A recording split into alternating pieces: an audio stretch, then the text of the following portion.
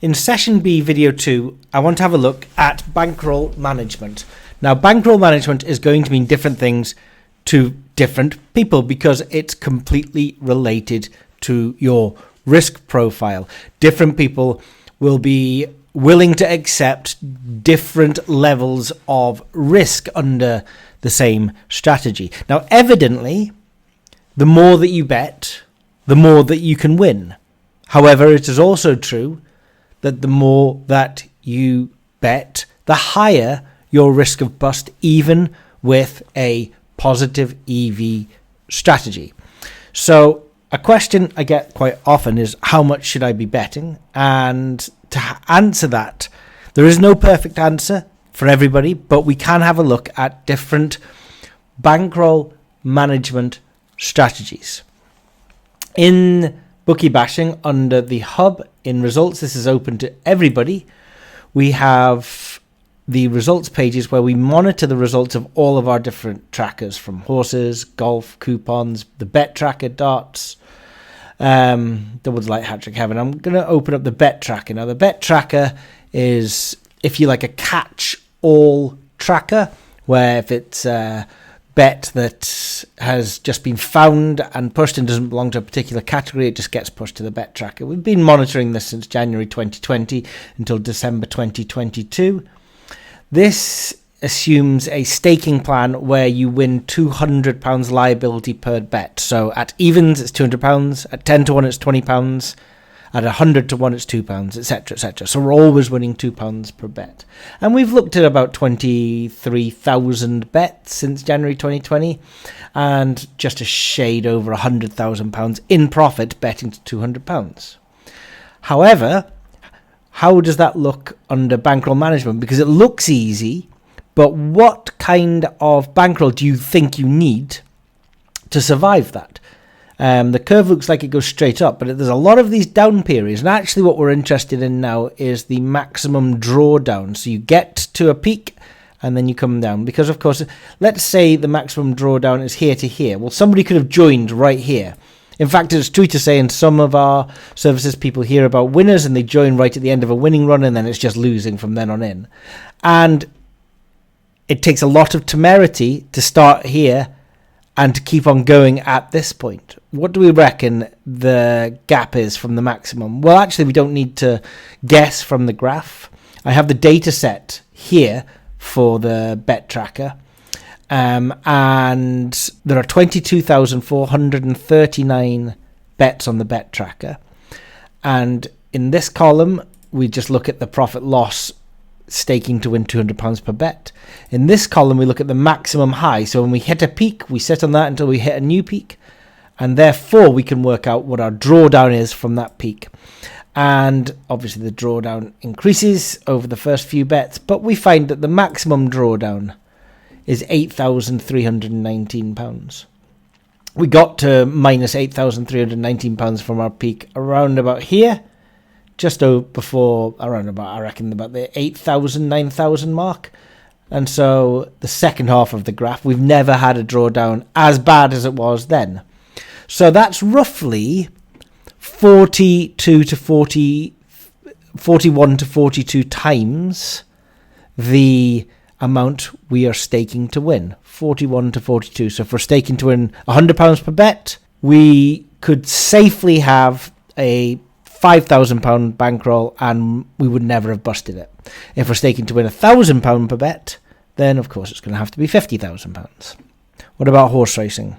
In horse racing, we have 84,609 bets and a very similar maximum drawdown, 8,273. In fact, that's only £46 different. If we have a look at the horse racing graph, which is here, again, we've so many bets, 80,000 bets in there. It looks like a straight line up. But similarly, if we have a bankroll of 42 times what we're betting to on the win as a unit win liability, then we never go broke. It's as simple as that. So work out if you are betting unit win, work out what you're betting to, and then multiply that stake by, 42 times would see you never going broke, and maybe 50 times gives you a little bit of a buffer. It's maybe more than you think that, isn't it? If you're betting to win, say, a tenner per bet, you need 500 quid. If you're betting to win 1,000, you need 50,000 quid. Let's look at a different staking strategy. In golf, we don't do unit win tracking. We do a form of Kelly tracking. Kelly is a form of staking where if you perceive something to be high value, you stake more on it than if it was low value. So we have 2,400 bets here, and that equates to about 250 to 300 individual tournaments, which is the sample size of this graph. And if you started with £1,000, which is what we recommend, a £1,000 bankroll, you'd now have £13,000. Let's have a look at the drawdown there. The average to win here is a little bit higher. I mean, here we're winning 750 quid on this bet. We've got a few £1,000 wins, and that's on a £1,000 bankroll. And one of the reasons for this is because there's so many places in golf, 8 places in golf. We're seeing a lot of place money a lot of the time. Here's a little lower win bet, 240 for the win. And then you get these place dead heats as well for just 56, 25 quid. So how many bets in total? 2,362. The max drawdown was actually £1,024.95. And that happened around about bet 700, 600, 658. So in the first quarter, we had a losing run that had we had a bankroll of £1,000, we actually would have bust it by about 25 quid over the bankroll. But then that was the worst it ever was. And the bankroll sits now at £13,000. So that's just a different betting strategy here. It's always worth keeping an eye on the drawdown in a sports betting strategy. Personally, I have people coming to me and they always say, I'm doing well and I never feel like I'm betting high enough. Well, the problem is with betting high enough is that once you do bust that, if you've got £1,000 and you do bust that because you're £1,024 down, it suggests that you were staking a little bit higher than maybe the risk of bust allowed for. Now that could be okay because some people actually have what is known as replaceable bankrolls, where they say, you know, I've got £1,000 and I'm going to put it on golf and I'm going to stake quite aggressively. And if I lose it, I'm going to reload, and I've got a few reloads in the bank. So maybe I've got 50,000 in my overall gambling bankroll, and I put a couple towards horse racing and a couple towards football coupons and 1,000 towards golf. And if I bust the 1,000 on golf, I'm going to reload it. And that ability to reload a replaceable bankroll means that they can stake quite aggressively within that bankroll. And if they bust it, they know that they're safe to reload. I think the worst thing that you can do is put all of your eggs in one basket and say my bankroll is £10,000 and then stake in a manner that, you know, you have a 25% chance that you bust that. Well, what happens then? The game's over, and it's not a particularly responsible way of building up a larger bankroll. So in bankroll management, it's down to your risk profile and what you think is an acceptable risk of bust and what happens within that risk of bust. Personally, that I go for replaceable bankrolls. I know other people don't. It completely comes down to your risk profile.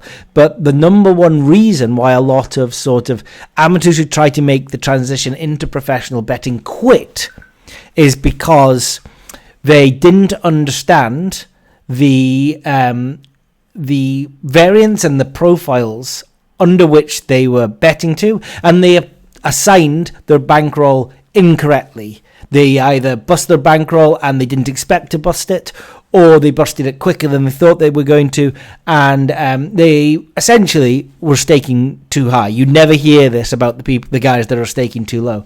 And then from a practical way, I would always suggest when starting out to either stake very low or even nothing and just do a paper study. There's nothing wrong with a paper study whilst you look, you know, what would have happened in the last 1,000 bets and then monitor it for a few months. See if you're comfortable with what's happening, you know. And then once you realize that you understand the sort of swings and the long losing periods, then you can assign your bankroll to whatever strategy it is that you study, and you've got a lot more of a good idea of your risk of bust and your expectations under a particular sports strategy.